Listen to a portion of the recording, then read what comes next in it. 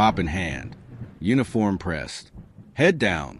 He cleaned the floors, emptied the trash, and scrubbed the bathrooms of the most powerful corporate tower in the city, Delvane Tech, a billion-dollar tech company known for its high-profile deals and arrogant executive culture. To most people in the building, James was invisible. But to one man, CEO Marcus Delvane, he was something worse. A joke. Nobody. Until the day everything changed. Because Marcus mocked the janitor. And the very next day, he saw that same janitor on the news. And what the news revealed left the entire boardroom speechless. Marcus Delvane was the kind of CEO headlines loved. Young, ruthless, and rich beyond imagination. He didn't just climb the corporate ladder. He ripped it from a wall and replaced it with an elevator bearing only his name. He had no time for weakness, no respect for the little people, and certainly no patience for janitors, especially James. It was a Thursday morning. James was quietly mopping the marble floors when Marcus strode in, eyes glued to his phone, designer suit crisp, ego fully loaded. He didn't notice the freshly mopped floor. His expensive Italian shoes slid slightly. Not a fall, just enough to wrinkle his mood. Marcus turned, eyes burning. "Marcus, are you blind? Or just too lazy to put a sign down?" James looked up, calm but quiet. "I'm sorry, sir. I'll put one down right away." "No, wonder you're still mopping floors. Try not to wipe out the executive team next time." A few employees chuckled nervously in the background. James didn't respond, just went back to work. But someone had recorded the exchange on their phone. Marcus didn't give it a second thought. To him, humiliating someone like James was nothing new. He thrived on dominance. He even made a joke about it in the boardroom later that morning. "Guy tried to kill me with soap water. Someone give him a promotion to CEO." The room laughed, but not for long. He almost didn't hear the news anchor at first. And in a remarkable twist, one of the anonymous benefactors behind the largest education endowment in the state has been revealed. Marcus glanced up and almost choked on his coffee. There on the screen was James, dressed in a suit, clean-shaven, calm, confident, not mopping, speaking. James Carter, who's been quietly working as a janitor at Delvane Tech, has been identified as a retired educator, investor, and philanthropist who's funded over 300 full scholarships under an alias for students in underserved communities. Marcus's jaw dropped. Before he was a janitor, James Carter was a teacher, a brilliant one. He'd spent over 20 years educating inner-city students, often using his own paycheck to buy books and supplies.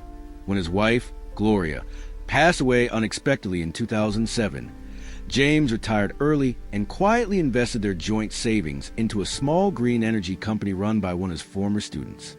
The company exploded in value during the clean tech boom. Suddenly, James was sitting on a fortune, but he didn't buy yachts. He didn't buy mansions. He started a foundation in secret. He paid off student loans, funded after-school programs, sent kids to college, and still, he chose to work as a janitor. Why? Because Delvane Tech was the same company that once rejected his students for internships, calling them underqualified urban applicants. James wanted to observe the system from the inside, to understand what power looked like up close, and to make sure someone saw the people corporate giants overlooked every day. Marcus was furious, but mostly he was embarrassed.